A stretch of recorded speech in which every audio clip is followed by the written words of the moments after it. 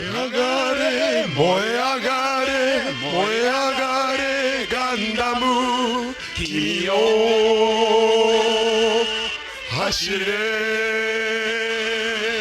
まだ怒りに燃える年があるなら巨大な敵を撃てよ撃てよ撃てよ正義の光をぶつけるガンダム広瀬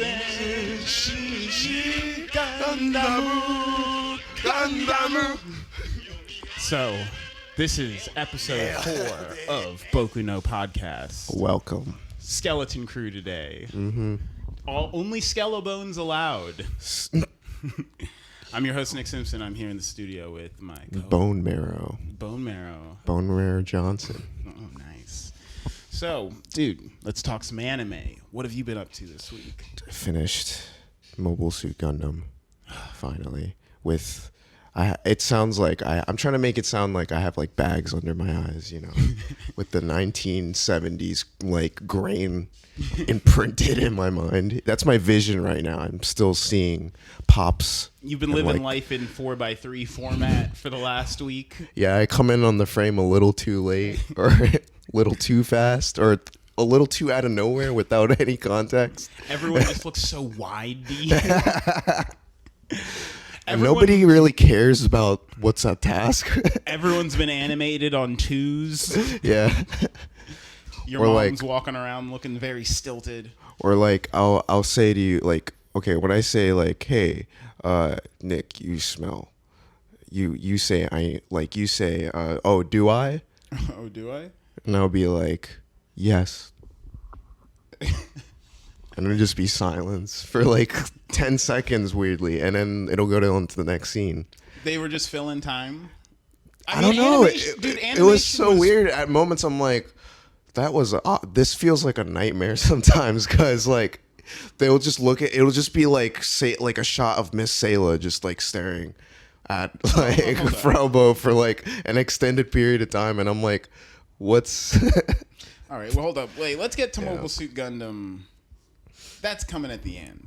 That's the big fat review at the end of the show. I have a lot to say about it, but whatever. But what have you been watching this week other than that? Terminator. Really? Oddly enough, yeah. That's weird. I wanted to touch up on Terminator. I don't know, because I forgot. Because when I heard you talk about Terminator on a couple of occasions, I didn't know what the fuck you were talking about, but I was sure I saw all the Terminator films. But I didn't know. I was like, yeah, John. I know John C. Connor. Yeah, I know. Like, you know, like I didn't, and I don't know why I forgot everything about fucking Terminator. But I don't know. Maybe it's been a decade or so since I've seen it. But well, the Terminator franchise. I've got a lot of words. I've got a lot of words for that franchise. Have you? I killed Mob Psycho, and I've been rushing through JoJo's Bizarre Adventure, trying to catch up because I'm behind. I'm behind. You're ahead of the curb, dude. I'm plowing through JoJo's season 3 right now, and I can tell you with no spoilers at all, season 3 of JoJo is one of the weirdest lately, and I've just been noticing with anime. And it's hard to say you've noticed with JoJo because JoJo's is so old. It's older than us. Essentially, yeah. So you told me. I didn't even know that until you told me. Yeah, the manga is like ancient. I always wonder. It's so fucking iconic. Like I didn't realize until recently that it's so. It's just weird because the whole 3rd season just takes place in this one town, and you see the 1st season, and it's like, oh shit, Vampire King. 2nd season, and you're like, oh snap. Like the return of ancient gods and the introduction of the return of the vampire. It's almost a whole new show. When I first watched like season, is it season 3 that I'm watching on episode 1? Where they're in the jail. Is Unbreakable? I don't know. No, you're watching. Okay. Jotaro is in the jail cell. and he just realized like he has these powers. He's just got his stand. Yeah.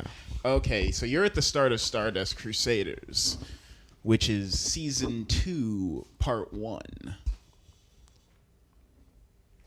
Oh. Yeah. Fuck. I thought I watched 2 seasons. Okay. Season Oh, 1. it's probably I'm getting confused with part 1s and 2s. There's I'm season 1, I'm part probably 1. thinking to myself, oh, part 2 is season 2, but it's actually a season. Yeah. Yeah. Diamond is Unbreakable is season 3, like a but it's pizza. part 4. Yeah. It's interesting though. Like, so part 1 is Jonathan Joestar, and he's like English. Yeah. And it's in the 1800s, or no, it's in the early 1900s. It's like the 1940s. In the U.S.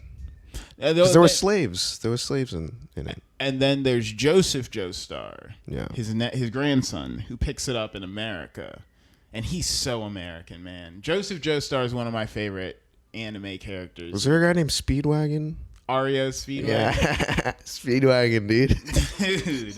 He's a kind of a meme, low key. Like I see him. He's a good one. He's great, and everyone in JoJo is good, dude. Like They all have a purpose. They all have. The stands are like, I think Stardust Crusaders has the most personality of any of the seasons, and I like Diamond is Unbreakable now. It took a while for me to like jive with it, just because I kept waiting for it to take off, and then I realized that it wasn't going to. Like, these are just.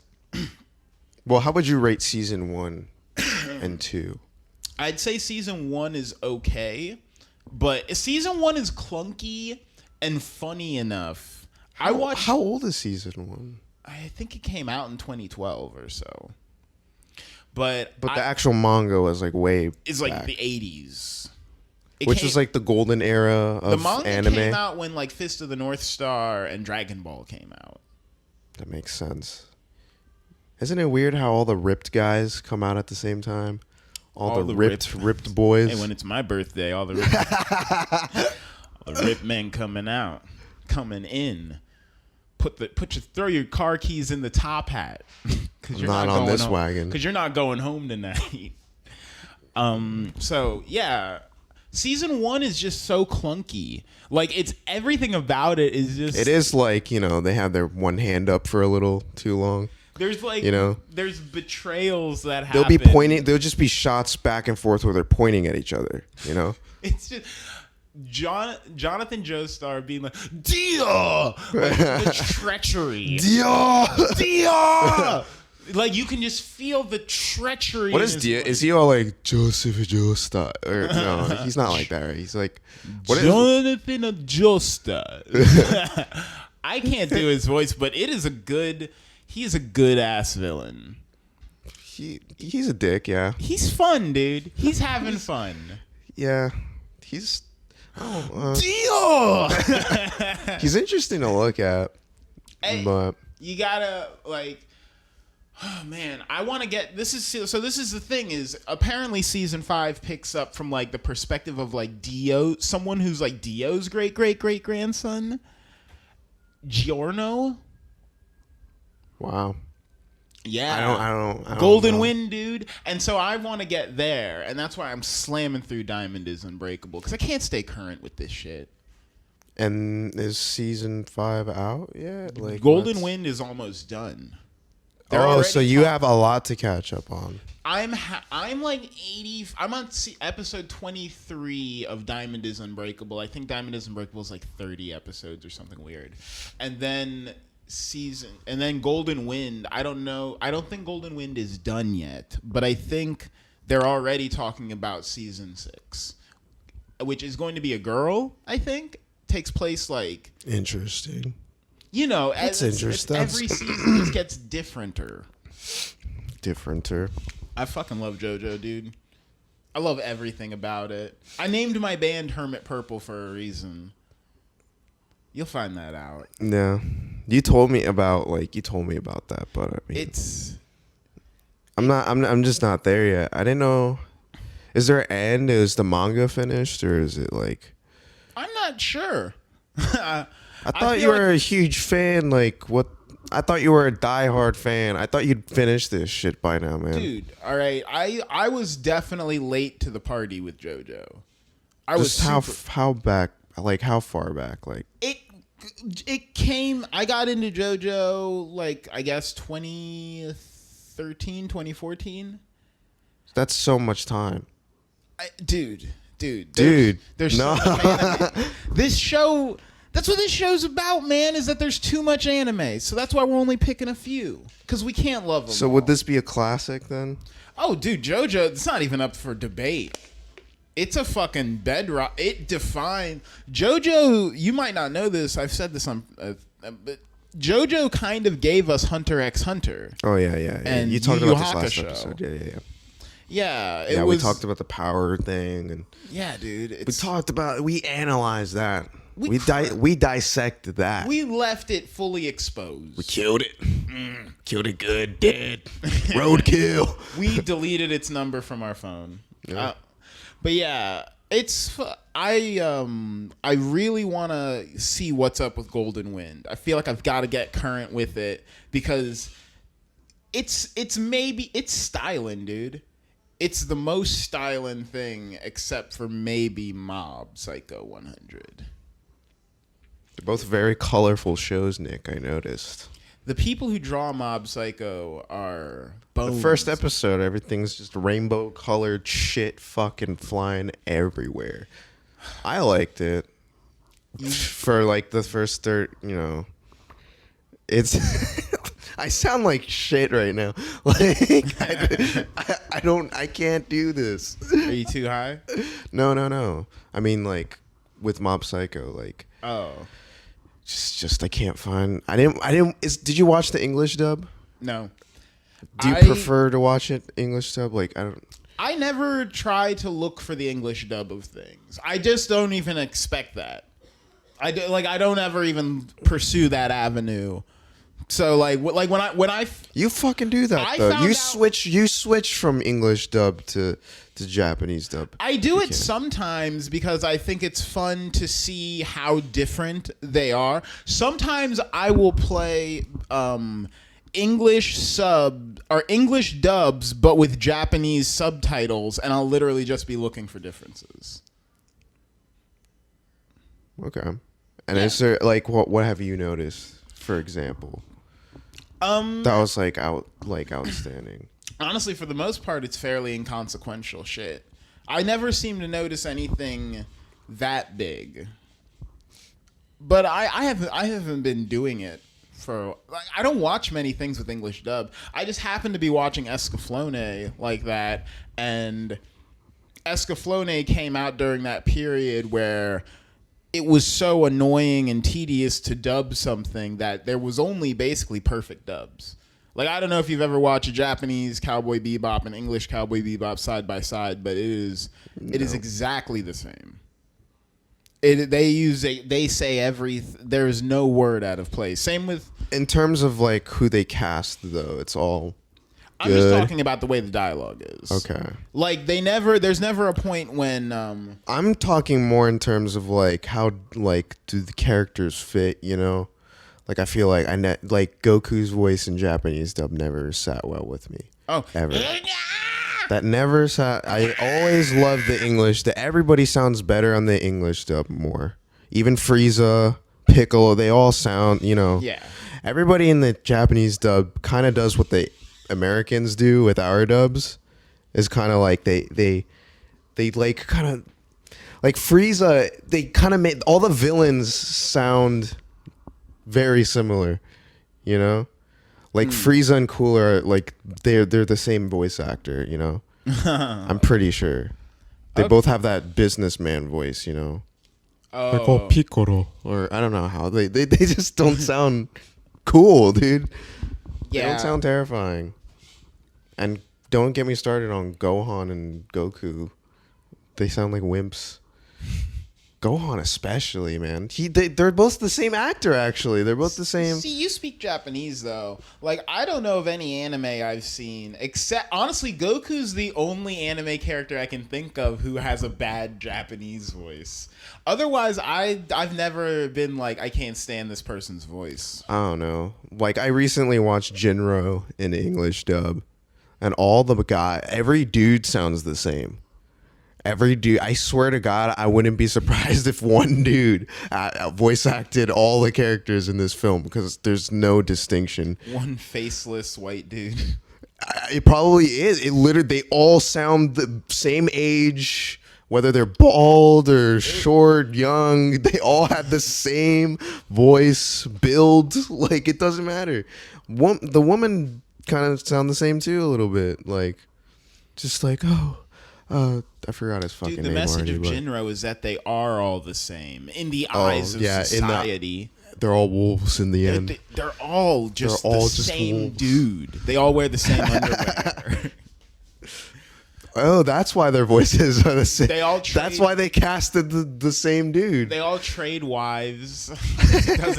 We're all wolves in a wolf pack, man. Like, come on, like, let me smooch your girl.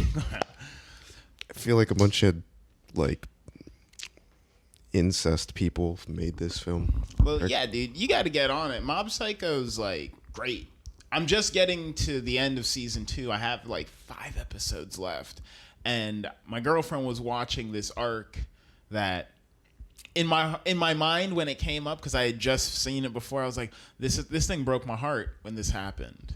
What's the studio behind Mob Psycho? Bones. That's, this is a Skellebones production. So what is their discography? Like, what is their... Bones. Let me see their stats. Let me see their record.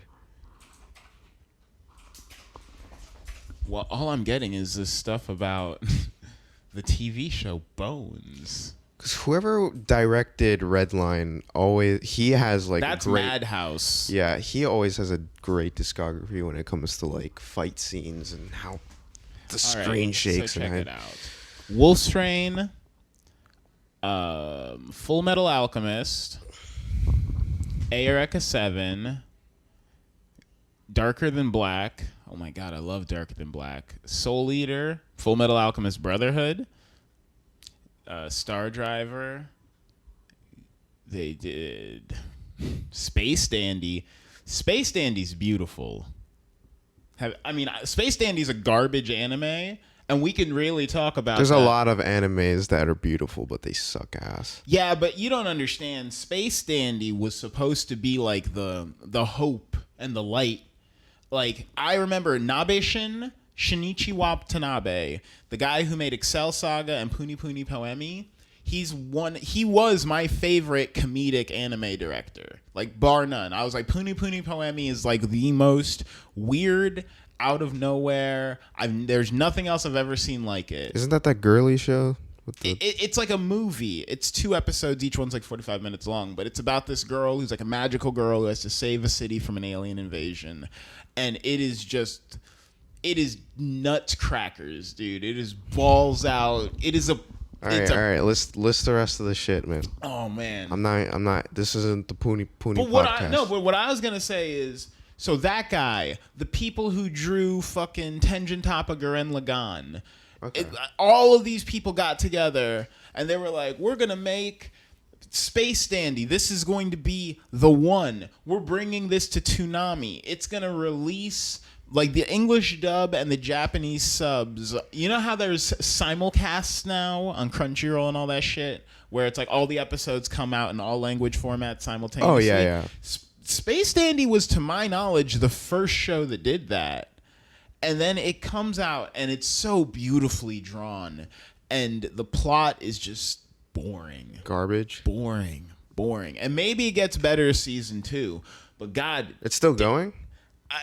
I know that it went longer than I thought.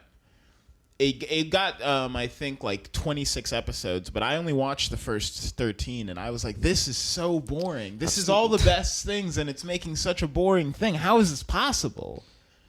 That is not a lot of episodes. It was trying to be Cowboy Bebop, like a comedic Cowboy Bebop about a guy who's like a space cop who's trying to hunt aliens. I seen this, dude. It sucked.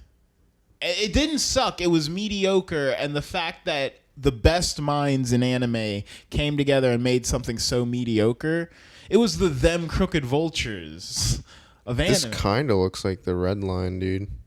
No, that's Madhouse. He looks like JP. Oh, I immediately see a fucking JP and Space Dandy comparison. well, the Ducktail. I don't know. Is the Ducktail still popular in Japan? Ducktail. The hairstyle. No. For maybe cosplay. Why do so many people draw that there? Because I guess like that's what the Yakuza used to look like in the 80s or 90s. You know, early 2000s is when it died off. You know, and then that's when the Bieber hair came in. That's when What's the premier hairstyle in Japan now? fuck, man, I don't know. I see motherfuckers with buzz cuts. Still the classic, just messy hair. You know what? Kimi no Nawa. Yeah. Like that hairstyle, that kid, the main character, him. It's kind of like that's like always like the standard. Like you could always look good with that. Like, Everyone's just quirky. you'll be safe with that kind of haircut, you know. Nice. I want to feel safe when I'm in Japan. You have nothing to fear. I'm. It might look a little creepy from time to time, you know, when you're in the middle of the street. You don't know what artifacts I have that someone might want. Oh, whatever, man. Yeah, man. Just put your dick away. So, the point is, all right. So, are you impressed? They made My Hero Academia season 1, 2, 3, and 4. All right, I'm sold. Bones is shut the fuck up. Amazing, dude. And that's who's doing Mob. Huh. They didn't do One Punch Man? One Punch Man. It's the same art style, right? It's a lot of the same artist, but artists are constantly moving around. But I believe One Punch Man was Bones, but it might have been Madhouse. Let me double check on this. No. Got a stroke. I know. I'm freaking out. Arrow 404. Oh, God. I'm feeling like an idiot. Everyone's laughing at me. Everyone's making fun of me. Madhouse. Again, yeah. So, yeah, it was Madhouse. Season 2 is JC staff, and they're garbage. They're a garbage studio. We could rip into them one day. We could rip into them right now, honestly. Let me do my own. I'm not trying to be in your biased ass bubble, okay? But Madhouse. Let me find Jesus my own way. But Madhouse. So One Punch Man season 1 then is done by the same studio that did Redline. Yeah, there was some dude. I forgot his name. The who directed Redline. You know what? Now let's. Yeah, that's a classic. We need to touch on for another fucking day, though. Yeah, that's a must. That's a must. Yeah, I guess you need to watch Mob, dude. I mean, trying to not give you any spoilers about it. I just think that Mob Psycho has some of the most complicated inter-character dynamics. It's about like ghosts and shit, right? Or like possession. Yeah, it's about exorcising ghosts, but it's also about. It's like if Naruto did everything smarter. Because Naruto is all about the power of friendship, you know? And that's bullshit for the most part. Like, the way Naruto interprets... Well, the way it turns out, yeah, it's fucking... Naruto interprets friendship as, like, abusive obsession. Yeah. And weird shit. That's how you would describe it? I don't like the way Naruto interprets friendship. It's, like, fucked up and weird. Like, about sacrifice. It's about literally ruining your life to try to keep your friends from falling into darkness. And it's like, no, dude, you only need like one heroin addict in your life, and that's your Sasuke. You're gonna fucking go down like that. It's a weird analogy. I don't know, dude. Sasuke heroin addict. Sasuke sucks like a heroin addict when he gets the. Man, I sound like a fucking idiot, He's man. a little bitch. Well, What's that called when he fucking? Oh, the curse seal. Yeah, When he is that gets his him? tribal tag? When he gets his first shot, like when he shoots up for the first time, I that's got what this happens. sick tribal tat down at the pier, dude. I'm gonna use my watch me use my Sharingan to copy Tony Hawk's sick moves. I remember, what was that thing you said? You're like, oh, my only move. My whole plan. My plan. Yeah, that's what you said. It's fucking hilarious. Oh, man. Sasuke sucks, dude. He might be the worst character ever made. Because he tied us up for like a decade, and he never got better. He always felt like a nemesis in my childhood. But...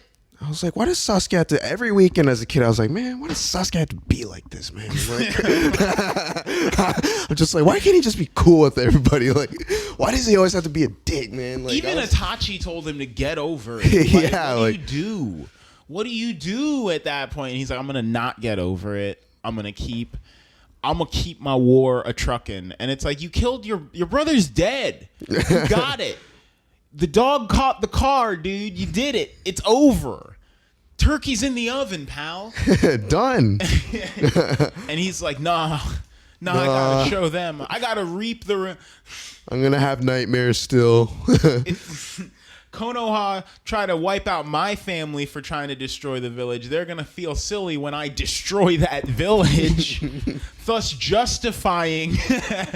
God, I hate him. I hate him, man. But you gotta love him. Because they kiss. Remember when Naruto? Oh. And they give a little pop kiss. I didn't like that Naruto's sexy no jutsu didn't like ramp up in power with his other jutsus. For real? You know, I never thought about it that like a way. sage-powered sexy no jutsu. You know, That like would be channeling gross. That wouldn't look good. Channeling all 9 of the foxtails power, like all Pussy. 9 of its tails into The your pussy of the 9-tail. I know, like all that chakra, all the 8 gates opening and shooting it straight to the head of your clit. Okay. Think about This it. is the perviest we've ever gotten. Well, not really. Hey, We touched dude, it, but it's still, a dude. Skelebone episode. I'm not. Only Skeleboners allowed. That's a real close place in my heart. Is the sexy no jutsu. Oh yeah, It really got. It was a lot of guys' first boner. Yeah, like I was like, wow, that's that's the first time I thought a girl was cute. Woo! Shonen Jump wasn't expecting that with my morning Cheerios. They're in the drawing board, like drawing up more tits and more. They're like, let's have Sasuke do a sexy no jutsu. You got me drawing tits in my notebook. Then you got Sakura doing her sexy no jutsu and is her turning into a fucking man or some shit. Oh God, That'd be crazy, right? I don't want to think about that. Sakura growing a dick. But if they're gonna do it to Sasuke, they have to do it to everybody else in the cast. You know? Was there ever a character that was like in Naruto that was like a man who turned into a woman and just stayed that way? I'm sure there is. That'd be, you know, somewhere. like, you know, Maybe that's what I feel like. Who's one of the counselors? The blonde lady. Tsunade? Yeah, I feel like she used to be a man. In my heart. She's Jiraiya's like I sense it. former lover. She just had broad shoulders, always dominant, you know. Just always taking action. You'd think that would have. She was so responsible for everything, you know what I mean? Like She really took hold of things. she really did. She really was like the wax of the building, you know. It was the way that she smoked cigarettes. It was, It was just the like my way she stepdad. held up the cracks of the already fallen kingdom that she had to. The way that Tsunade would like shit in the toilet and not flush, I was like, that's too much like my stepdad. Like, You know, I feel like it's weird how they had, you know, toilets and shit. it'd be funny to see Naruto go into the bathroom after Tsunade and like the lid is up on the like on the toilet. He just turns, looks at the camera, and You feel like because they had like technology and shit in that show, right? It was kind of like a ninja. they started magic. to get it near the end. Yeah, There was like sliding doors in Boruto and dude, shit. there was like cell phones near the end. Yeah. and like TVs. And they had motorcycles and shit, Like, right? I think in the early Naruto, I remember them having to use like a crazy jutsu to communicate like a hologram. But I remember even in season 1 of Naruto, like there was still wires. Wasn't there like electrical wires and like poles and shit? I have no fucking clue how that world operated, dude. It was bullshit. Right? It was. But people could like travel as fast as about as fast as a car, right? Like if they needed to get someplace, they always went on foot. They could outrun on like a cyclist any day.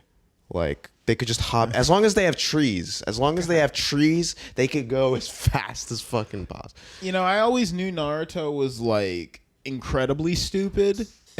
Like I Right? always knew Naruto was unforgivably dumb. This is why I'm trying to But I'm trying to convince people like I it's never not that realized amazing. The fact that their primary means of locomotion was running really fast is the stupidest thing about that universe.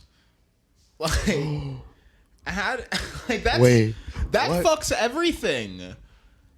Was there ninjutsus and cabaneri?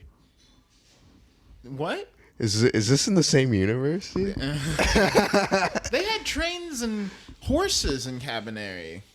They didn't even have those. I don't even think they had horses in. They didn't. Fuck that show. Maybe like way later in Shippuden, maybe became advanced enough for horses.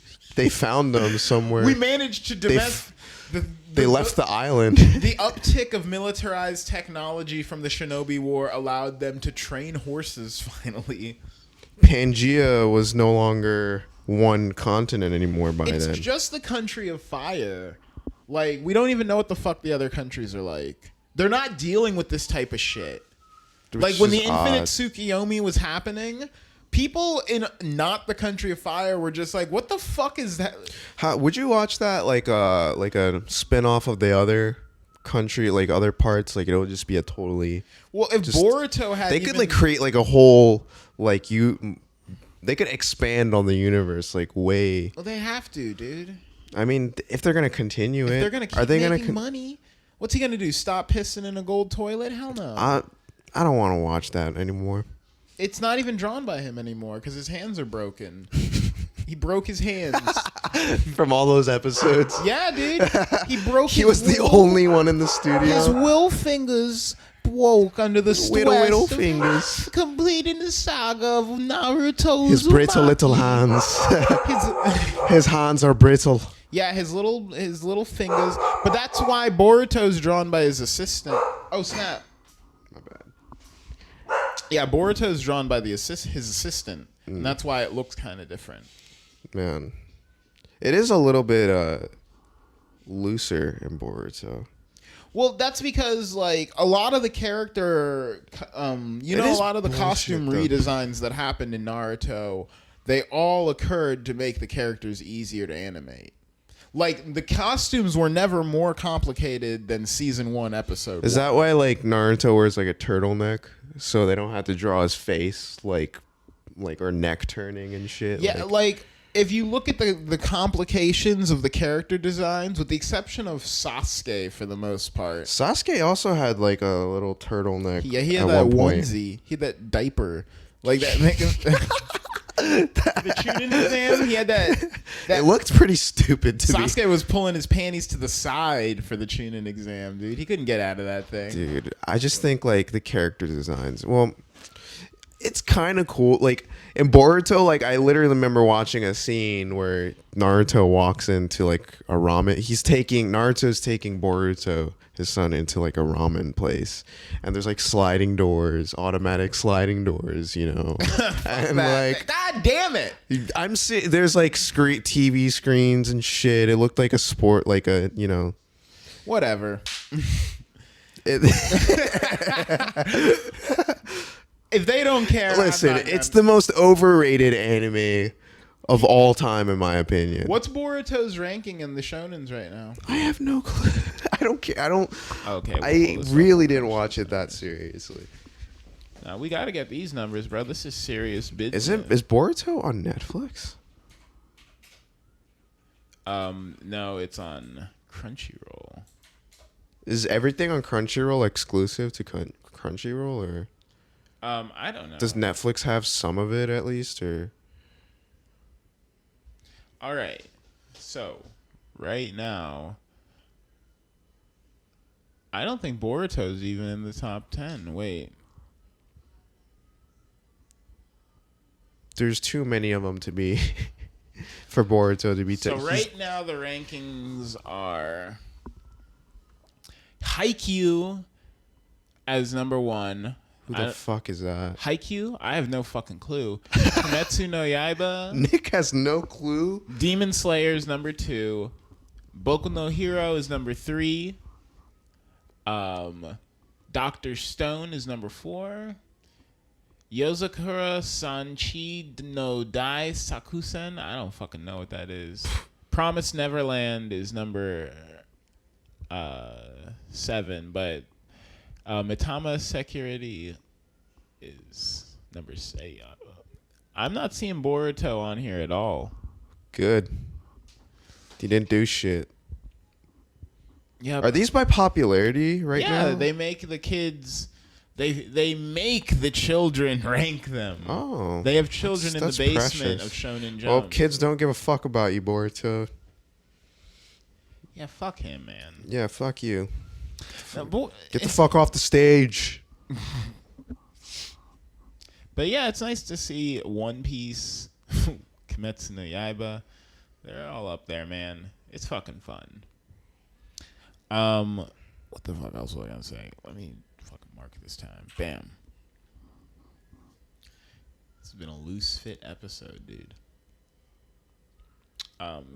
So we were gonna talk about some classic shit. I was thinking about revisiting. I'm not guaranteeing myself to any of these.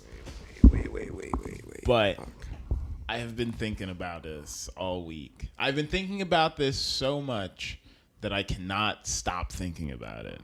Is BeyBlades, dude. You've been referencing BeyBlades weirdly enough. I've had BeyBlades on the brains, dude. Call them brains blades.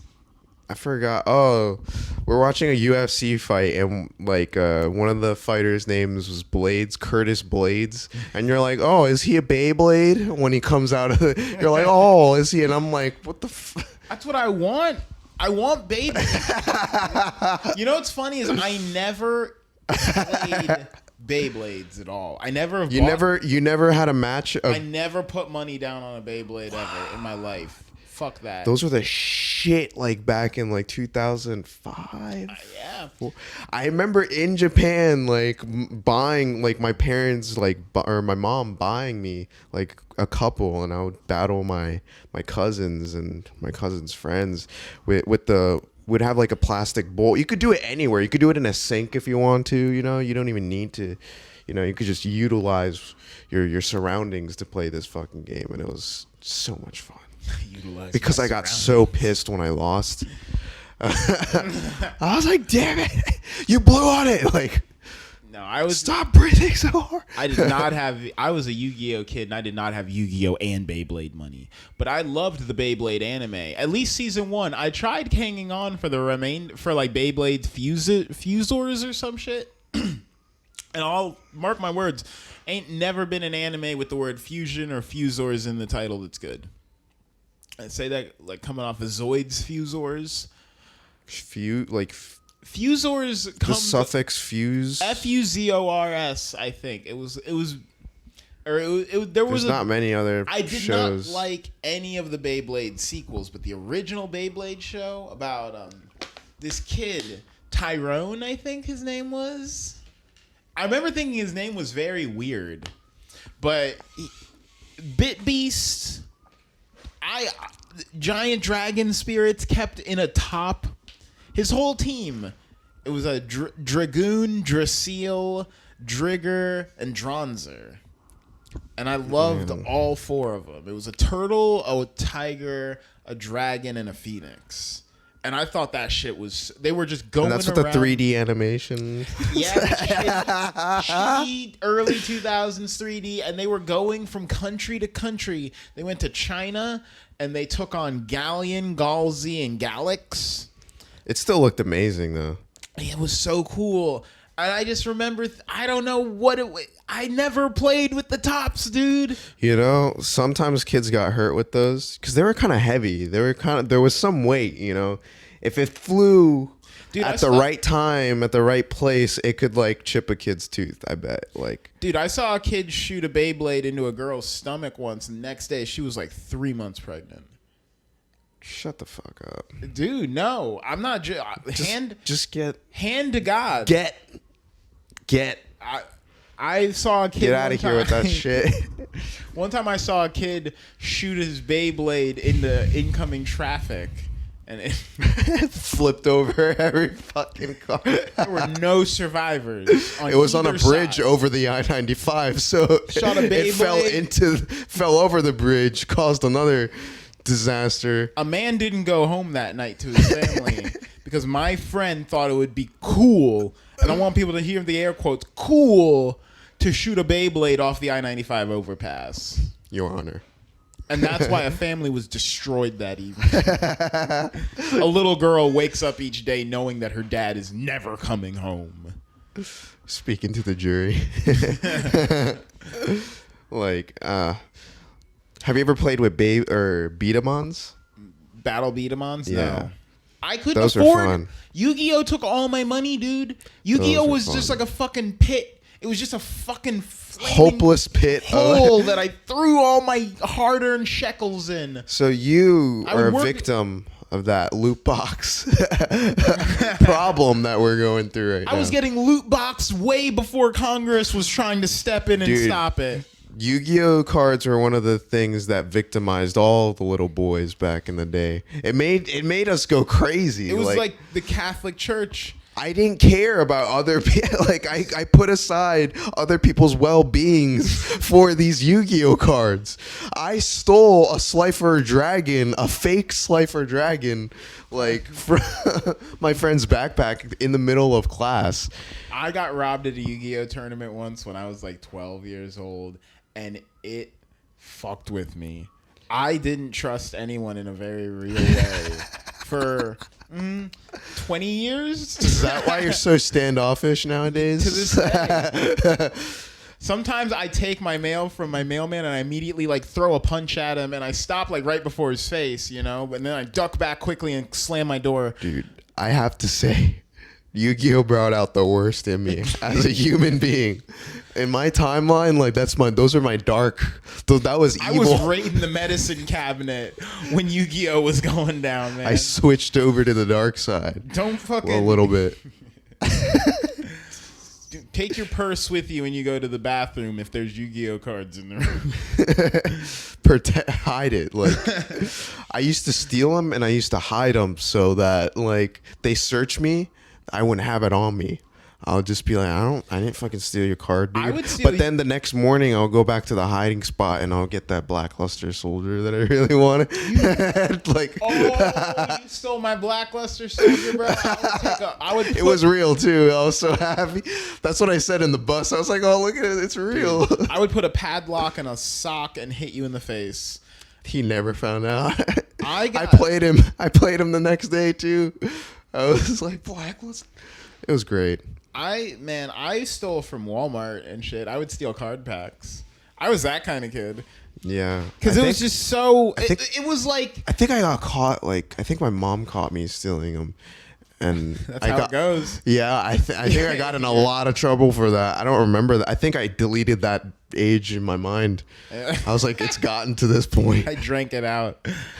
I blocked it out. I just smoked so much weed that my mom forgot about the fact...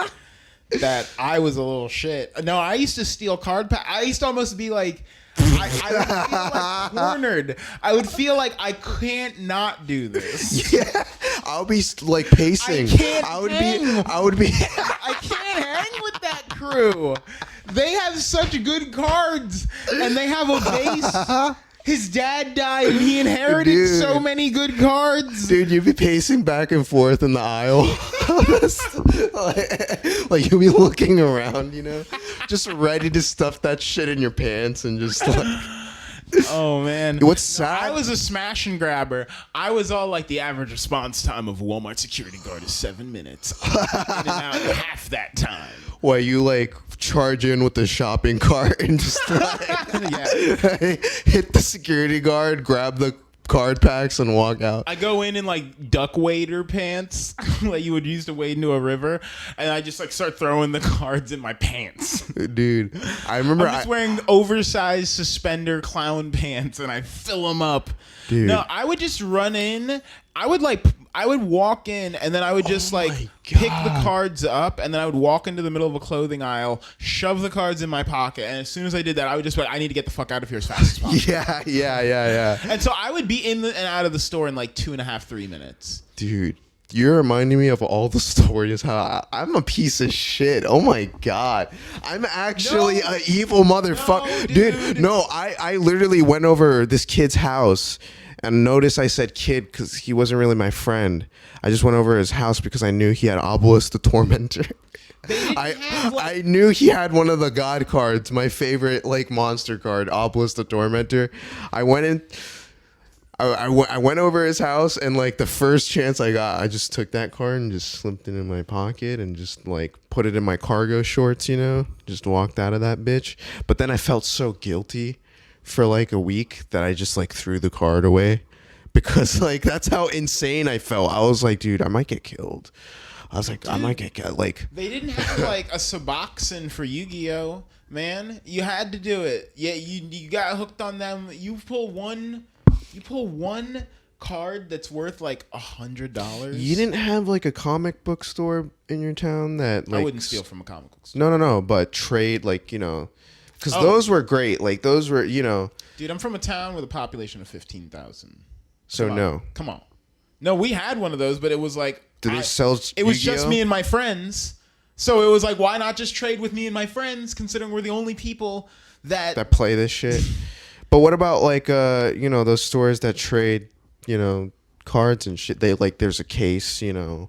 And they show you all the like that. The dude in Japan, your bro. Hobby. Oh my god. Oh my god. Yes, in the place where Yu-Gi-Oh was invented, dude. New York, and like even Jacksonville, which is where most people live. I guess there's a lot of people here, but you know, dude, I'm just saying.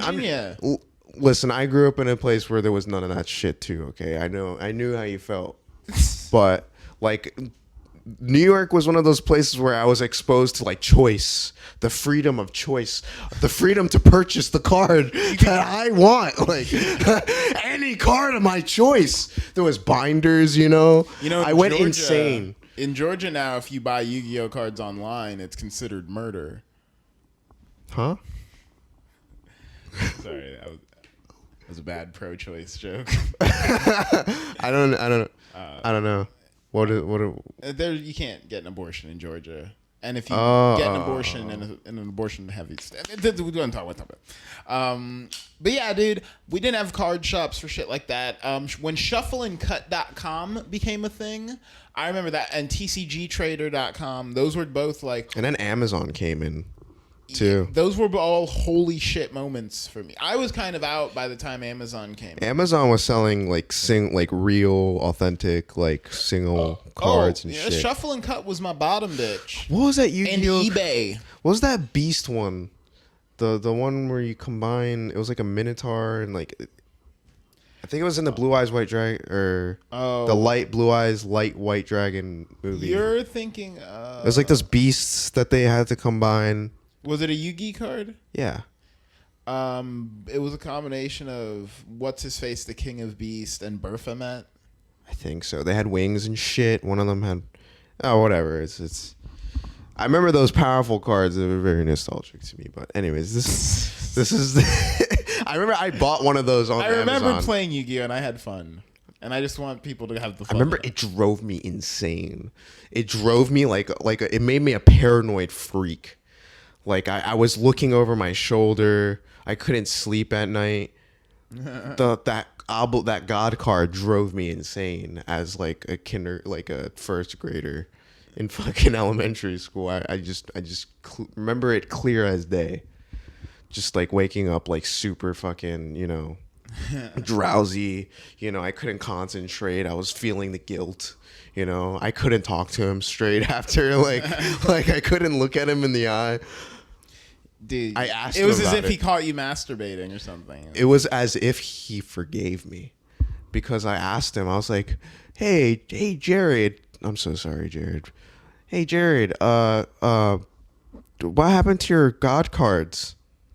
Are they all right?" And he's just like, "Yeah, I think so," and just walked away from me. Mm-hmm. And I was just like, "Oh, okay." It's like, I'm just gonna forget about this. Mm-hmm. I thought I was gonna get arrested or something like that. I was like, there's no way he could catch me, Damn.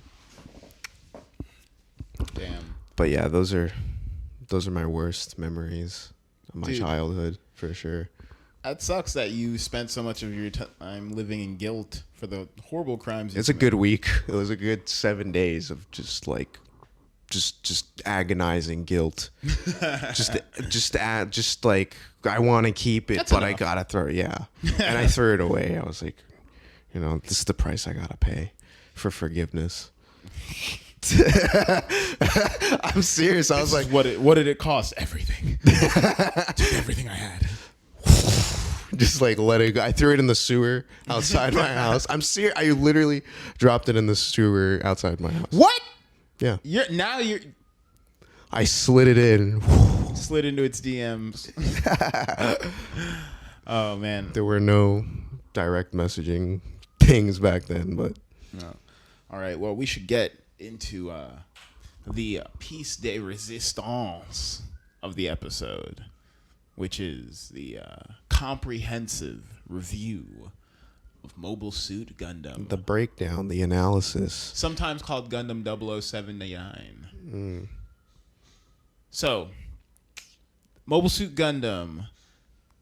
Let's start at the very tippy. First episode. What happens? What do you think? First episode, I'm like, this is very simple. It's a very like fairy tale-ish kind of. It very like the whole thing. The theme of it felt very like Luke Skywalker-ish, almost. Like the imagery in the later parts of the show really harkens back to like the New Hope cover. Like that that iconic like pose that the Gundam does, where he's shooting up in the air and he's headless. His head is being shot, like his head is exploded, and he's like shooting up in the air, and it looks like kind of Luke Skywalker holding his lightsaber up almost. It just kind of feels like I'm following an alternative universe Luke Skywalker almost, because he's a new type or whatever. He's special. He's different from us. There was a lot of that. The concept of new types it's cool. I thought it was. It's very fucking cool. That's one of my favorite things about Mobile Suit Gundam. Just to like lay out some stuff. But that's like way later. Like in the beginning, it's just literally like, oh, we got. Amuro. Yeah, that's literally it's a super tank. It's literally just Frobo just like waking up, and we're like, Amuro,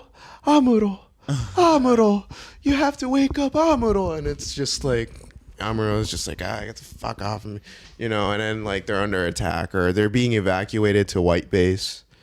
And then like he sees White his dad. Base just looks so shit, dude. What? Like White Base looks cool compared to the other fucking dinky ass shit that the other losers are driving. And I get that they have to animate, but White Base looks like it's made out of Legos. It looks come on. It like a Lego set. Like a Lego White Castle. Like you could get a mini burger out of it with a milkshake. I think that like I thought it looked cool. It reminded me of like a transform. Like what did the Transformers ride in Armada? It reminded me of Transformers Armada a little bit. Don't get me wrong. If America had a White Base, I'm pretty sure that terrorism would be stomped out around the world. It did have the KFC color scheme a little bit. It looked like they were good at making fried shit. But like They were deep frying everything in that bitch. I just say that because like the Gundam's art holds up. The It does. Zaku's still look cool to me. Yeah. Like the goofs and the God, I'm trying to remember the ones that looked like ridiculous. the like, Big Zam, it all looks cool to me still. The concept of the Big Zam was funny. All right, well, we'll get to that. I didn't hear the Big Zam music. Oh, you didn't? It just was. I didn't hear Big Zam, like whatever the fuck you were singing last night. Oh man, I'll try to find that. But so I don't know let's why I start didn't with the play it. characters. We got Amuro Ray, who is one of my. I don't even want to say he's one of my favorite anime characters, but I respect him in a very weird way. He took his duties face first. Like he wasn't at first. He kind of was leaning. He was kind of creeping to that Shinji bitch side, you know, a little bit for that. Like those 2 episodes, you know. Yeah. Like he literally, you are under attack. Like there's your white base is under fire, and you're not in your Gundam yet. You're still in your bed, just moping about some shit. You know, your commander's literally on the television. Like you, dude, get the fuck up, get in the Gundam, Shinji. You know, and then like Amado's just like, no, I don't wanna. You know, I did. Yeah. So Amuro though, He's the chosen one. Just miraculously, for some reason, his dad was supposed to get on the Gundam, right? His dad was about to pilot the Gundam, and for some weird reason, Amuro just sneaks into the Gundam and just takes it. And he's under fire, and he has to get in the Gundam to not get crushed. I thought. Oh, but then what was his dad doing? His dad like drops the blueprints for the Gundam. His dad Amuro was a takes scientist it. who helped build it. Yeah, but like what the fuck was his dad doing? He was in jerking the off. suit. What? His dad was jerking off. No, he was he was outside the Gundam. Amuro comes up to. I just remember this distinctly. Amuro coming up to him and it's like, "Oh, Tosan," you know, just like dad. And His dad doesn't die, no, because he meets him later on inside 6, I believe. and he's got like a cool scar over his eye. Not even. And he's like, you don't and remember? a robot hand, and he's like, "It is I, your father unit." Sacre bleu, I have returned. Zanzibar. I have returned from the deep, the watery grave. Amuro's a Russian. No, I'm He's a sorry. Russian boy. No, remember he meets him inside 6 and his dad is like crazy. He finds out that his dad is just like obsessed with the Gundam. He's just like, here, take this upgrade, you know, like Level up. yeah, he's like, Amuro's just like, oh, dad, like, I haven't seen you. I've been fighting this fucking war. I almost died. Like, all this, you know, I saw mom. Like, why'd you leave mom back to Earth? And he's like, here, take this memory cell. Like, you know, he's just like, it'll improve the performance of the Gundam really well. And he's just like, you know, just standing there like, fuck, like this isn't my dad anymore. Like he's just obsessed with this fucking robot. He's a fucking loser, you know? And so Amuro grows up. Fast. He grows up hard. Fast, dude. Fast and hard, like a you know what. And I like him, man. I thought he sucked. He's got that like bird's nest hair. Like, it's hard to. That's what I mean. The his Luke hair looks Sky, like a helmet. yeah. But you know, That's the 80. That was cool back then, man. that was how we got down. You'd be getting all. It still holds up today, I think. You'd be getting laid with hair like that today or back then. Yeah. Helmet hair. I think that the Gundam, though. I mean, the Gundam's the fucking. That gave a million little boys erections at the same time, man. Like the Gundam. You don't think Frobo gave millions of boys? The names in Gundam, like Aboa Ku, Yeah, or Artesia. Lala. I mean, look at her face. I mean, that's probably a legit like name. I don't know. Chars, that's a weird one. His name is Kaz. What is his real name? Kazvidal? Kazvidin? I can't remember. Say Kazvidal. I think it's Kazvidal God, or this some is shit. embarrassing. Let me look this up. Come on, man. Oh, look this up and all I that. just watched this, so I'm kind of ashamed too. Pretty sure it's like Shar Aznable, but I don't remember what his real name is. Kazval Rem Dekun. that's a fucking cool fucking name. Kaz. Okay. What so, is it? Kazdal? Kazval. Kazval. Okay. Kazval Rem Dekun, which is where we're gonna pick up. So you remember Ben was talking that shit on Shar. Yeah. What do you think of Shar now that you've completed the series? Well, you haven't. There's Zeta next, right? There's Zeta, Double Zeta, Okay. and then there's the Double O's All and right. Formula Gundam, and now Gundam Unicorn, and Char's counterattack. Is Unicorn current? Gundam Unicorn takes place in the UC universe. Okay. I thought it was the same universe because you guys were talking about. You guys spoiled. Char apparently. You guys spoil like Mobile Suit Gundam to me. Like did? by saying, yeah, because you guys go, well, Char's is in this. I didn't know that. Someone told me Char was in Ben. Gundam It's Unicorn, Ben. and I was like, "What? That blew my fucking Oh, brain so that's a out. spoiler for you too. Yeah, that blew my mind. Okay, that's good. I feel better now. I have better feelings. That's now. honestly the reason I was like, I'm jumping out of my fucking seat to go watch Gundam Unicorn now. I touched up on it, But like on episode 11 on that. But yeah, so what do you think of Char Aznable though? He's a good villain. Dude. He's a solid chap.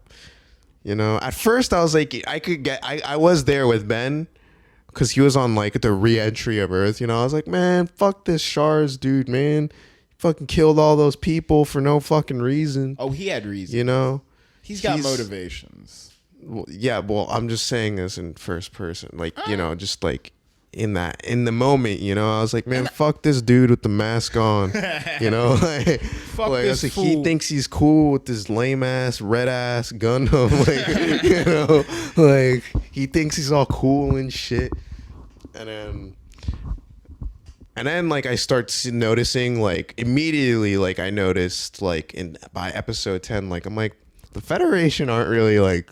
They're not like angels, you know. Yeah. They're not, you know. They're doing butt stuff. What yeah, like, but what I love about the show is that like they do really show that like neither side is good, really.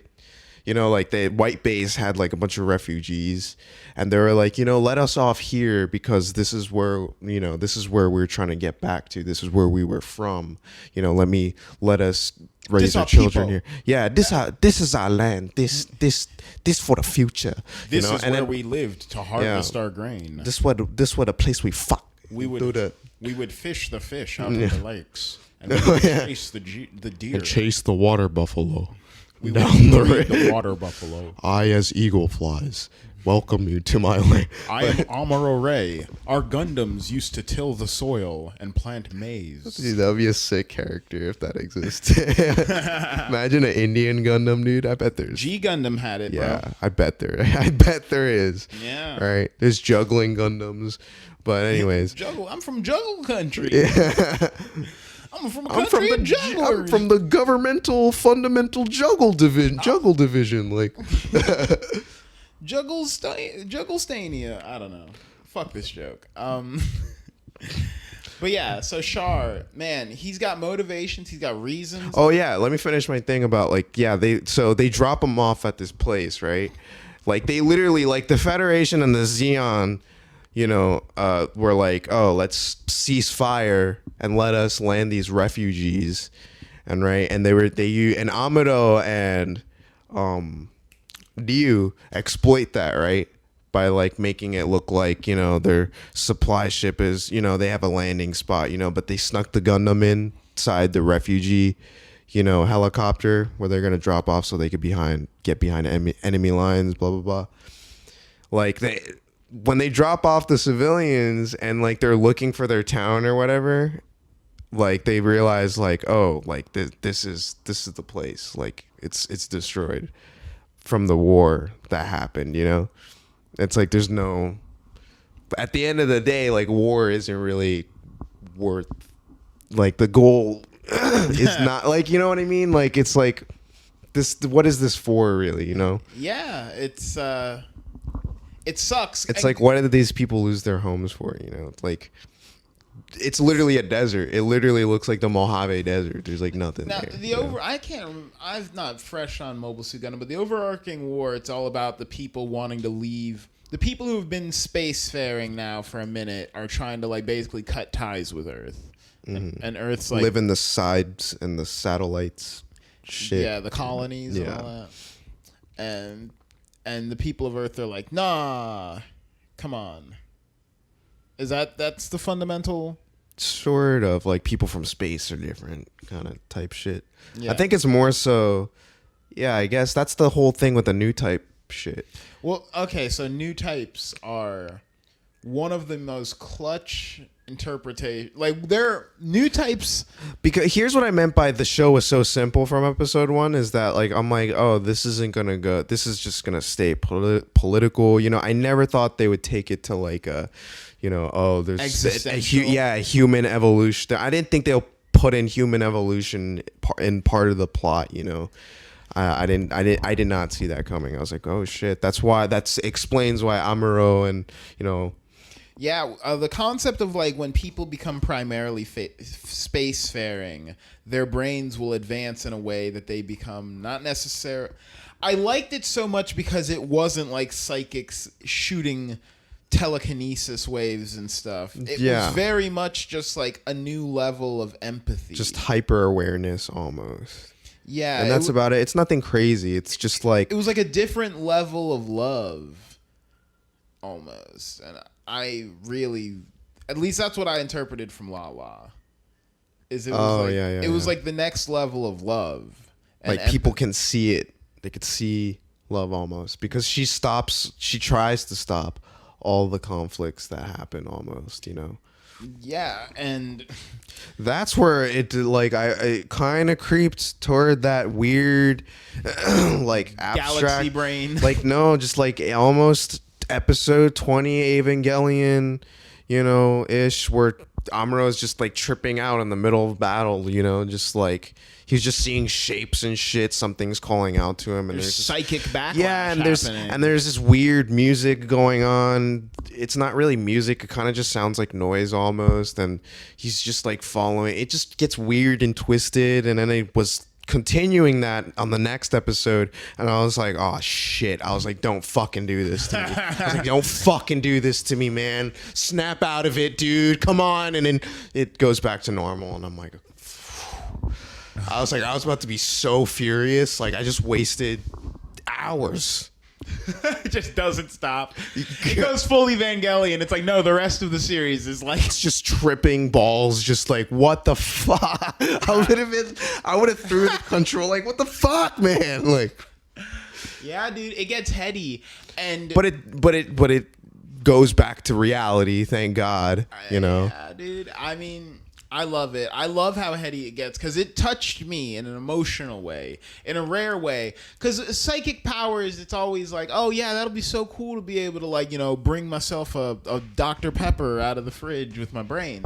But it was funny to see a war anime focus on the like the empathy, like the interactions, and like the not telepathy, but just like you can feel what other people are feeling, thinking, you know, and like you could feel the fear from the other side almost, you know. Yeah, and at the end of the day, they always like it was the most emotional interpretation of having psychic powers. Rather than even when it's not to that part, they always reiterate, you know, what's going on both sides, you know. Like the Zeon aren't exactly in great shape either, you know. Both sides are struggling in this fucking war, this space war, you know. There's not really a dominant side exactly, and that's kind of refreshing. It would be best for everyone to just stop. Yeah, that's exactly what, like, because they play the same, you know how in some shows they play the story, they kind of give you the lingo of the story for the first couple of episodes. They just show the same, they explain like 12,000 years ago, the space war happened and blah blah blah blah blah, and then the episode starts. Yeah. Right. Years after Colony 192. Yeah, and that's what they for like the first 15 episodes ish. They were doing that for Mobile Suit Gundam. And like it literally explains like, oh, like they millions, like half of the human population died from this war because the Xeon or the Xeons like shot down like their biggest like satellite or whatever, crushed the colony basically. Yeah. And yeah, it's just like that seems like to be the theme of the show. Is that none of this shit's worth it. Yeah, none of it, like nobody is making any leeway to peace, It's just the Federation aren't good. The Xeons aren't exactly great either. Like, everybody's guilty of fucking murder, I forgot that the numbers were that bleak, but yeah, it's like half of people. They literally explain it. Half of the population died from this, like, battle. This one battle, half of the and it's like... You can't quit then. You gotta go for the almost full like Monty. a dystopian future almost, where people almost have no choice but to go to space, to look for, places to go because everything's fucked, Yeah, I mean, it makes me want to run back through it and then get into Zeta. Yeah, because it's a direct continuation. And the empathy part, you nailed it because like that episode where Amuro goes back to his mom, his mom, like, he goes back to his mom or whatever. And his mom ends up being disappointed in her son, Amuro, because he turned into this war, kind of like this war, child. He literally shot, he literally just shot a Xeon soldier in front of like a house full of refugees, like just no hesitation. She realizes her son lost. The innocent boy that she once knew when he was 4 years old is no longer there. He is in this war and he's going to finish what he started. She's literally like, oh, like, Amuro, like, please stay with us, with me. Like, you'll be safe. There's always an offer for these characters to back out. Amuro.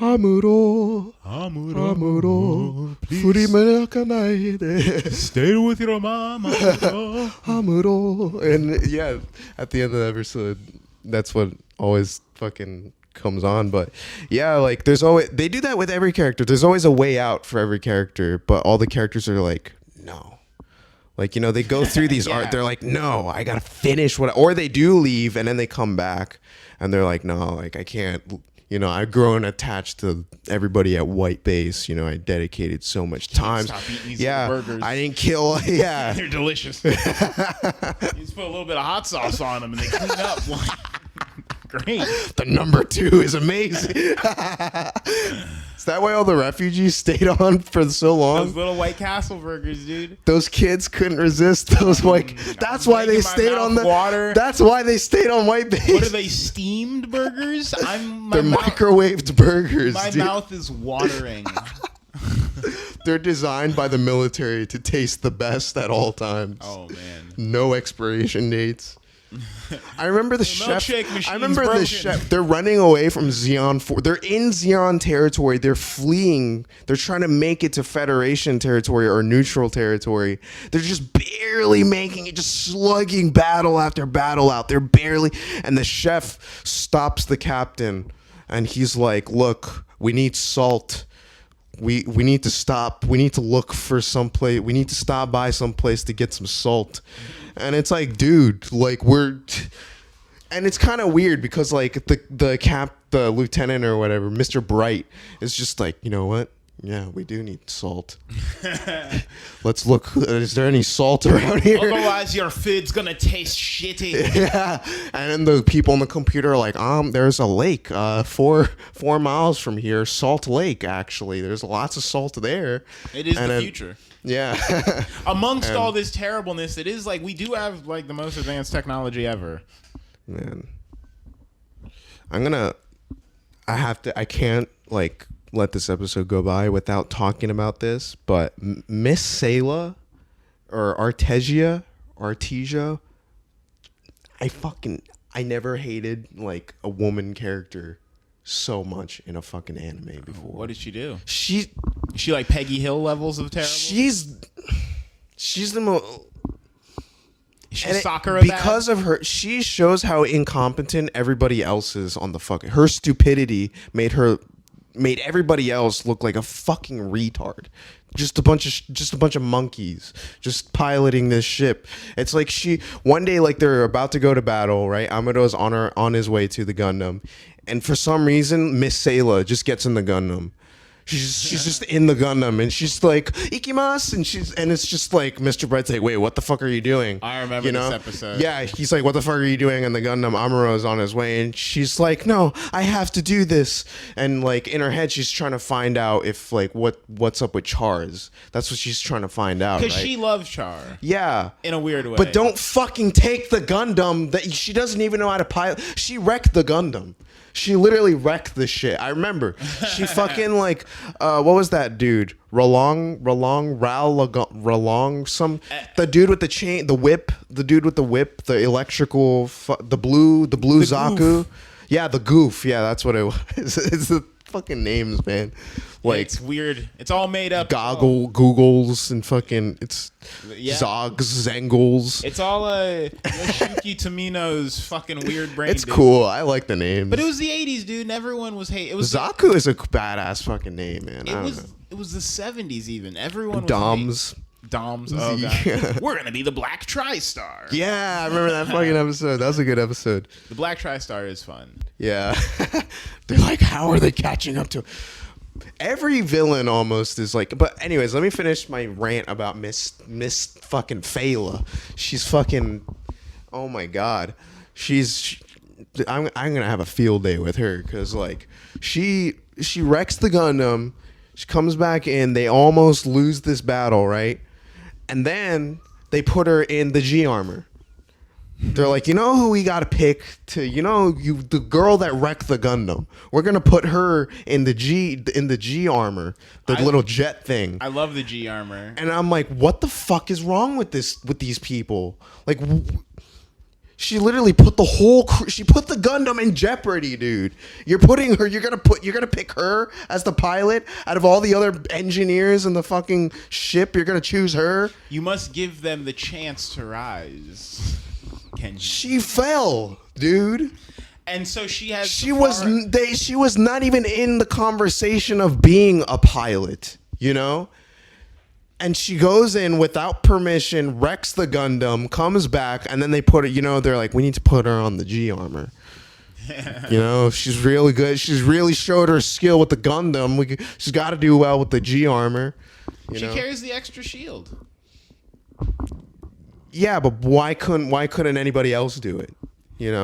No one was up to Why'd you have to pick the lady that fucking wrecked the Gundam? I always thought it was interesting that the G armor's two shields would combine into like one shield. Yeah. Like it just like for convenience. Wait, the red shield? Yeah. It was two shields. There was a shield on each side, and then it would like snap into one time. No, it was on one side. No, like it would like go on top, I think, one time. No, it was on the side. I'm saying there was a time when there was two red shields. Was there? I thought there was two on. There may have been. One on each side, and it just like snapped on top of the other. There may have been, man. I've been cranking this show out. Like, I've just been like, But yeah, that's that made me furious. Well, that made me absolutely furious. I'm like, how incompetent. How did you feel when the big moments happened? Like what big moments? Come on, man. Like there's a lot of moments, man. There's a lot of fucking moments in this show. Are you talking about Big Zam?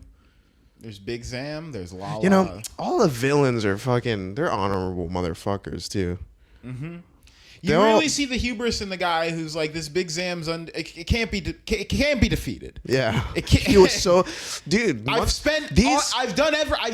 put so much into this. Dude, at least two of these motherfuckers, right? The goof guy and the Big Zam guy, Solomon.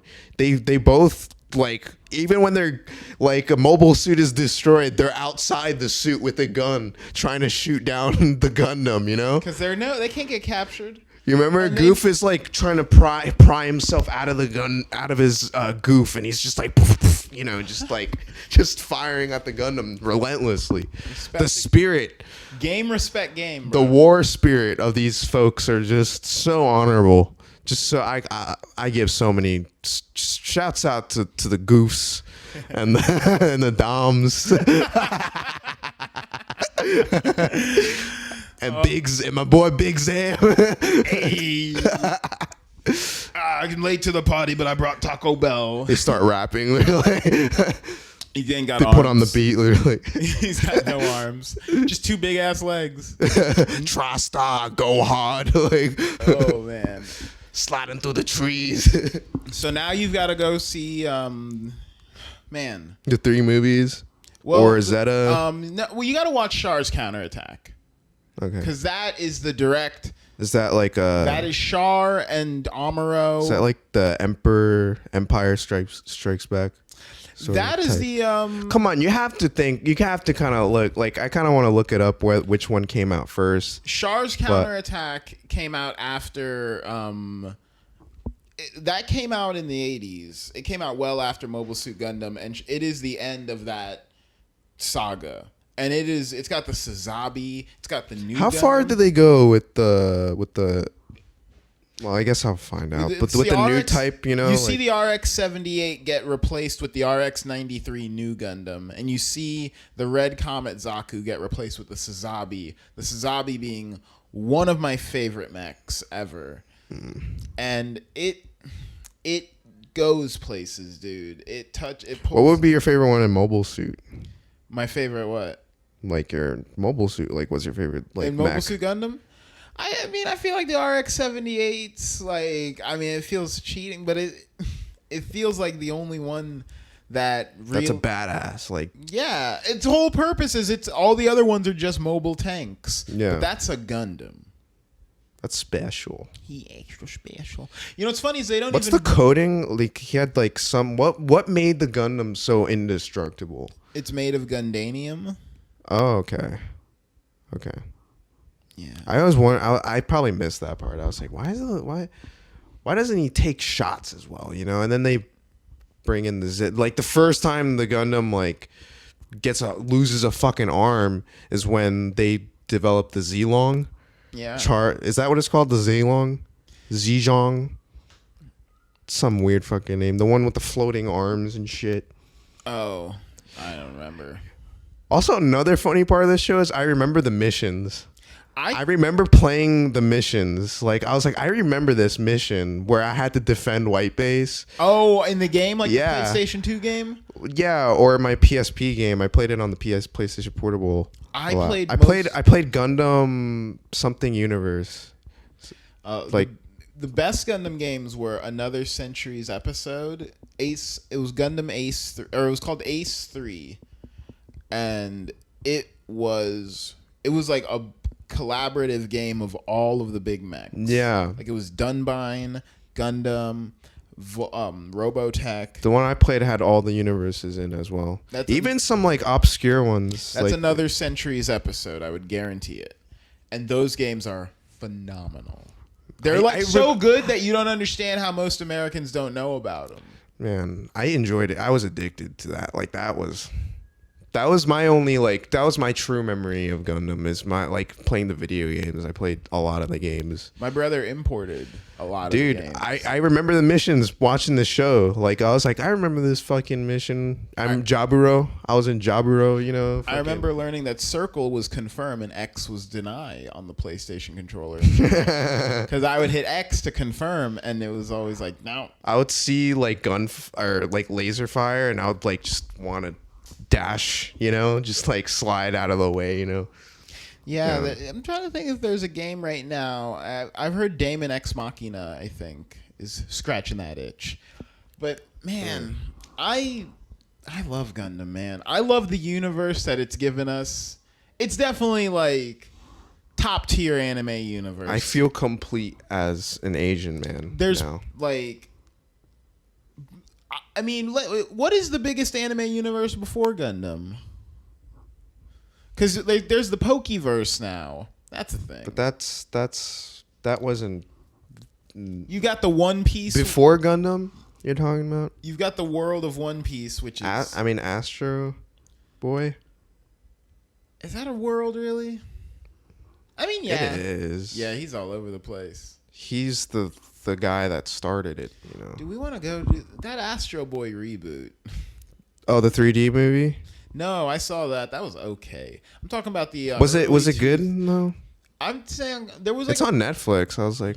There was like an early 2000s period where they rebooted Cyborg 009, Kakaider, and Astro Boy. And they made them all kind of dark. There's also Astro Boy dark. Kind of. I mean, it wasn't super dark, but I definitely remember thinking this is kind of gritty.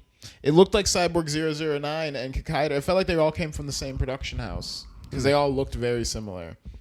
Yeah. And I remember Kakaider, like Cyborg Kakaider, having like one of the most out of nowhere darkest endings I've ever fucking seen in an anime. And it was like, it was absolutely heel turn, last minute, fuck you and your childhood. And it was like, whoa, Kakaider. We'll have to talk. I remember reading Astro Boy when I couldn't read. I couldn't read, but I saw the pictures of Pluto and fucking all those fucking characters. I saw, Astro Boy is so like iconic to the point where it shows like you'll see Astro Boy in like textbooks. He comes up in Inuyashiki, I mean. Yeah, but like I'm saying, like in school textbooks, there will be like a tip that'll be like, make sure you guys do well in school in like a math textbook. Oh, really? Yeah, they'll put like or Kimba the White Lion on the cover of like a reading textbook. Oh, that's why you're such a Kimba stan. I mean, like you see these characters in these textbooks, like make sure you round over the this, over that. Yeah. Hey, yeah. don't make a mistake. Yeah. That's fun. Yeah. Dude, we gotta watch Gundam Unicorn, man. We gotta plow through. We gotta at least we can't do maybe all the Gundams, but we can at least clear out the Universal Century. I really want to watch Seed. Seed's its own thing. It's not good? No, it's good, but it's just I believe Seed's not in the Universal Century.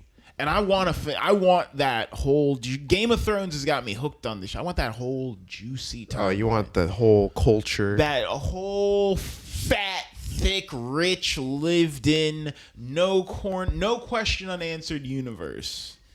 That I'm gonna take a break on Gundam because I need to watch other shows. I was say you just watched what's probably the hardest watch of all of them. Really? Mobile Suit? Dude, animation techniques got better and better. I thought I was entertained. I mean, the line work on the Gundam is always good. Because that, like, come on. It's just... Yeah, where it falls apart is, like, maybe when people are talking to each other. That's where it's at its worst, maybe, if anything. But in terms of, like, the fighting, it was pretty... I think it's impressive that it's from the 1970s, to be honest. Compare that to like Western cartoons, Yeah, it's totally different. It was the anime was a lot more ahead of the game for that time period at least. Zeta and Double Zeta just look better and better. Like if my memory serves, keep in mind I watched because they make all that guap. I watched them when I was a kid, but I think Zeta. I noticed that in I say this a lot in this fucking episode, but in Mobile Suit, like how some parts it kind of dropped off a little bit, like the drawings. I think it struggled originally. Some parts it dipped. There was certain scenes where it's like that looks fucked up. I think when the toys came out is when it started. I don't know. Gundam's not doing too well right now as a franchise. Gundam what? Any of the Gundams. Like, people are still buying Gunpla because you got to, but Gundam Unicorn's not, and Mecha in general, there's not like a premier mecha. The last big mecha show was Tenjin Toppa Gurren Lagann. Like, there hasn't been a breakout mech show in a while in the way that it's... Mech is giant robots, right? Yeah. In the 90s, I could have told you, like a nano suit wouldn't be a mech, right? No. That's okay. But, like, even right now, it's like Escaflowne, Gundam Wing, Zoids, IGPX. Just there's tons of giant robot shows. Gargantua on the Verdurous Planet. There's giant mechs in Tenchi Muyo. Like Ryo-Oki turns into a giant mech. And it's like it's kind of like a staple in almost every show. You'd think, but they're falling off, dude. After they fucked up that Power Rangers movie, yeah. They've been fucking up every Transformer movie, you know. It's a dog shit, like they're just dog shit mech shit. I mean, America's been giving Pacific Rim. Pacific Rim is like the last. I mean, that was a thing. Yeah. I mean, I heard the last one was good. And I want Gundams that are more. You know what we're waiting on is that live action Evangelion movie to bring it all back. If they could do it well, I think that'd be a cool movie to.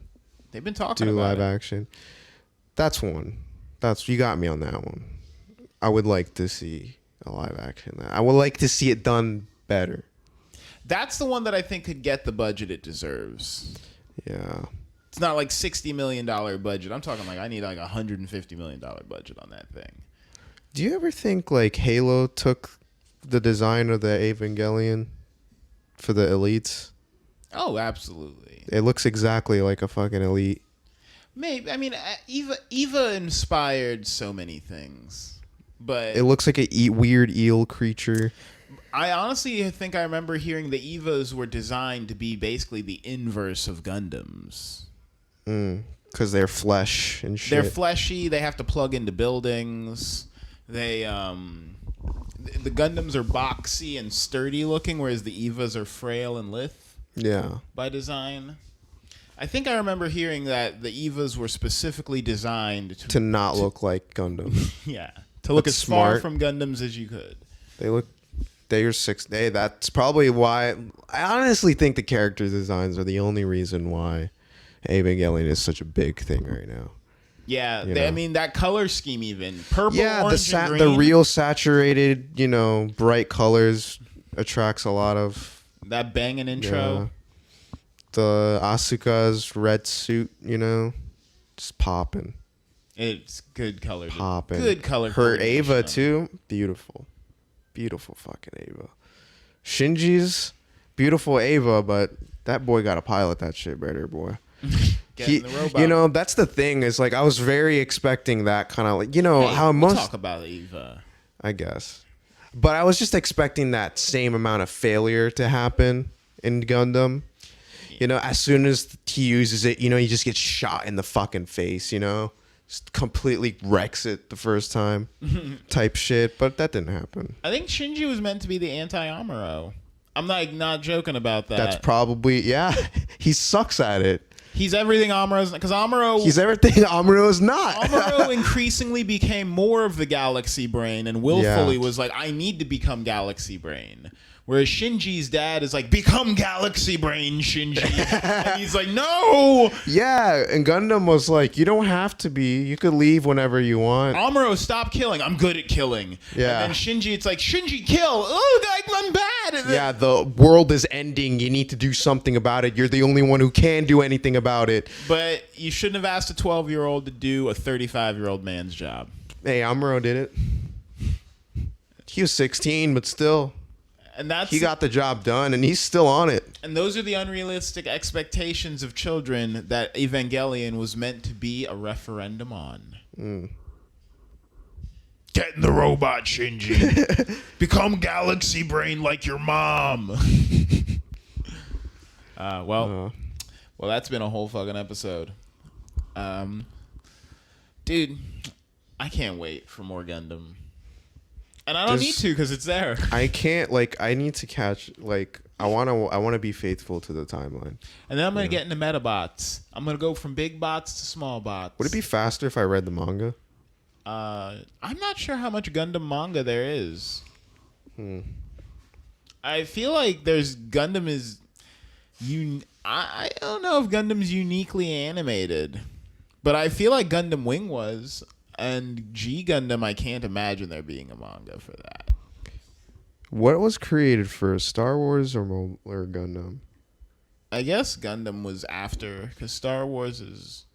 Because you gotta admit, they do kind of borrow some things, You know, Everyone's borrowing in that space. like the Force, you know, is kind of like the new type, the higher awareness instinct. They handle being a new type way more gracefully than the Jedi. Yeah. The Jedi's.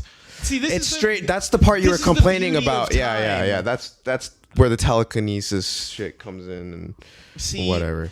Gundam just had to not shit the bed, whereas Star Wars happily did. Star Wars looked Recently. at the guy and I mean, midichlorians, dude, they shit the bed they shit the bed 20 years ago. But they're continuing to shit it now.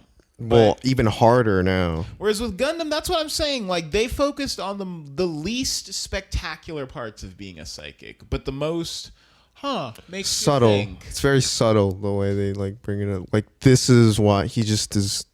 They kind of foreshadow it the whole show too. Like, Kinda. he can only read your mind when he's in combat with you, because that's Yeah, when that he's- iconic scene where Amuro and Char's are like in their Gundams, and he's like, "Chars, stop!" And then Char's is just like, "Ugh." They're like talking to each other, you know, like Yeah. mid battle, and they're like, "What? I can hear you!" And then, you know, It's like Rey and Kylo Ren, and they're like, "Well, I can hear you. Your parents were dirt traders." listen, at least like the prequels, they weren't great, but they at least it looked cool. It was fucking cool. Yeah, The shit that's happening now, none of it is cool. and it was never cool. It was never cool. The new shit, you know. I can't wait for episode 9 to shit my pants, but Did you see the trailer? I won't. We'll have to talk about that on the next episode, though. Talk about this after, Yeah. right after. Bye. Bye, everyone. So that's us talking about Mobile Suit Gundam. So wait, Amuro. is this a watch from you? Yeah, Or it is depends on what you guys like. You know, It's history. It's undeniably history. it's a relic, and it's so prolific. I think it's a must-watch. It's like it's a solid 9. I've been giving 9s a lot. Hey, you know. no, I mean it's. But that's how much I like it. You would know? recommend it to someone who's into like wartime stuff. Yeah, not too political, but you know, I just trying to think. it is a slow burn, kinda. It does. I don't know. I wouldn't expect the average person to be able to get through it nowadays. That's why I said I wouldn't recommend it to most people, but I do Yeah. think it's great. I the type can't. of You people can't who deny like it. it. You know. And if you're into the history, if you're into lore, Yeah. if you're into lore, it is inescapable. This is my first Gundam that I like that I fully watched. Like this is where it started. This is where I lost my Gundam virginity. I mean, it's all uphill from here, man. It really is. You got so many good ones to look forward to. Okay. Some- Amuro. Furimakanai de. Amuro. All right. Later, y'all.